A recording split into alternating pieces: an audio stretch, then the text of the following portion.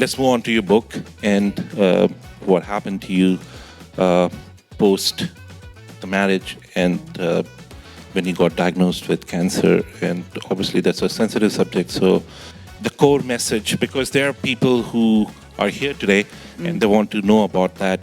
What would you say was behind that cancer? How did you overcome it? And what essentially is the story of hope? Because people give up just hearing that word cancer. I mean, I think that's the whole irony of the situation, that even before we fight, we sometimes lose it. So what would you like to say about that? So first of all, I'll talk briefly about the cancer diagnosis. It was immensely, it's shocking, and it shatters your world. And those days, at least it's 12 years back, not too much of information was there. And I remember I was in Kathmandu, and when I was told that I had cancer, I thought, this is it. I mean, my life finished and stopped, and I was going to die. And of course, as incidences would have, that I would fly down to Mumbai, and from Mumbai I would fly down to Sloan Kettering, and we were hunting for the best surgeon for ovarian cancer, found Dr. Chi. He did my surgery and chemotherapy and the whole shebang of chemotherapy and, all that. And then I was declared cancer-free. And then when the doctors told me that, in 3 years' time, 90% chances are that you're going to get a relapse. And I so didn't want that relapse to happen. By the grace of God, it didn't happen. And life continued. It's my 12th or 13th year, 12th year, I think. And I've been cancer-free. And it's been, yeah.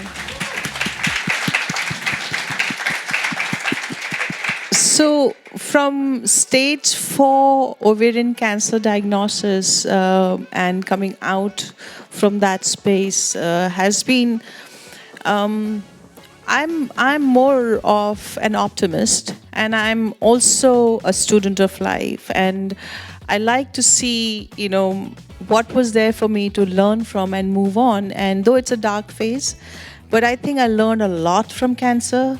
I realized how important our health is. I realize how fragile our lives are. It's here today, it'll be gone tomorrow. So just embrace life with full-heartedness and be mindful of your health and well-being. How important are your close friends who will stand by you in your illness, rather than having an entourage of people around you who run away in the sign of trouble. So value of good relationship, value of good friendship, all that I realized. And also there's a beautiful story. I'm never tired of sharing this, and I want to share it again. Is that, when most of the people had not kept in touch with me during my cancer treatment, there was one lady called Zina Ji. She was a doctor and pathologist in New York.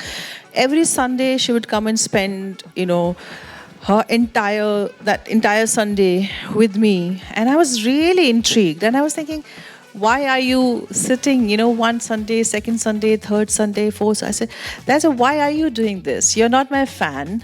You're not my friend, but you are spending your time, your precious Sunday with me. You are a doctor, you're busy, you have family, you have children, you have husband, you have so much, backlog of work. Doctors are supremely busy. But she said, Manisha ji, so that one day you do this to somebody else. I mean,